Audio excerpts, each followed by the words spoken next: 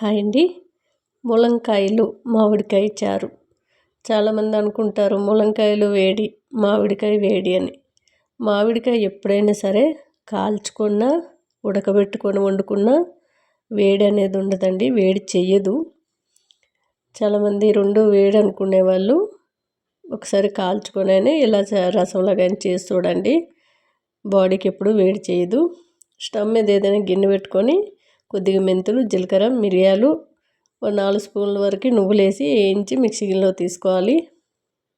చాలా టేస్ట్గా ఉంటుందండి. ఒక మామిడికాయ మొత్తం టెంకి తీసేసి ముక్కలు వేసేసుకొని 2 పచ్చిమిర్చీలు, ఒక చిన్న అల్లం ముక్క, కొద్దిగా వాటర్ పోసి మెత్తగా పేస్ట్ చేసుకోండి. మనము మిరియాలు వేసుకున్నాము, పచ్చిమిర్చి సరిపోతుంది కారం. మీకు ఇంకా సరిపోకపోతే ఇంకా 2 పచ్చిమిర్చిలు ఎక్కువ వేసుకుంటే సరిపోతుంది.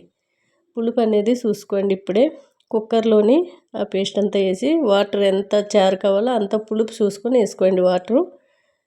మనం ములంకాయ ముక్కలు కొద్దిగా రాళ్ళుప్పు, పసుపు వేసి బాగా కలిపేసి 1 కేజీ వస్తే సరిపోతుంది. స్టవ్ హైలో పెట్టేసి 1 కేజీ వచ్చే వరకు ఉడికించుకుంటే అయిపోతుందండి. చాలా చక్కటి రసం. పిల్లలు తినేటప్పుడు కొంచెం కారం అనేది తక్కువ వేసుకోండి.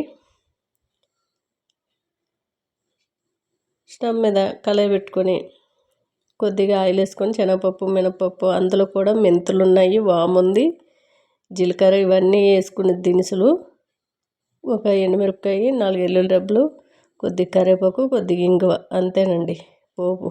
చాలా టేస్ట్గా ఉంటుంది. మన కుక్కర్ గాలి అంతా వెళ్ళాక మూత ఓపెన్ చేసి చూసారు కదా, ములంకాయలు చక్కగా ఉడికిపోయినాయి. సూపర్ మెత్తగా ఉడికిపోయినాయి. 1 కేజీ వచ్చింది. ఆయిల్లో పెట్టిన మన కుక్కర్ పర్ఫెక్ట్గా ఉంటే 1 కేజీ సరిపోతుందండి. ములంకాడలకు కానివ్వండి, ఏదైనా కర్రీస్ 2 విజిల్ 3 విజిల్ లోపే ఉడికిపోతాయి చక్కగా. చాలామంది గ్యాస్ కెట్లు ఖరాబ్ అయినా, ఒకవేళ కుక్కర్ సైడ్కి వెళ్ళి లీకేజ్ అయినా వెంటనే చేయించుకుంటే మనకి గ్యాస్ అనేది ఆదా అవుద్ది. కొద్దిగా కొత్తిమీర వేసుకొని, చాలామందికి పచ్చి ఆనియన్ అనేది వేసుకుంటే చాలా ఇష్టము. ఇలా వేసుకొని మీరు రైస్లో కలుపుకొని తినండి, సూపర్గా ఉంటుంది.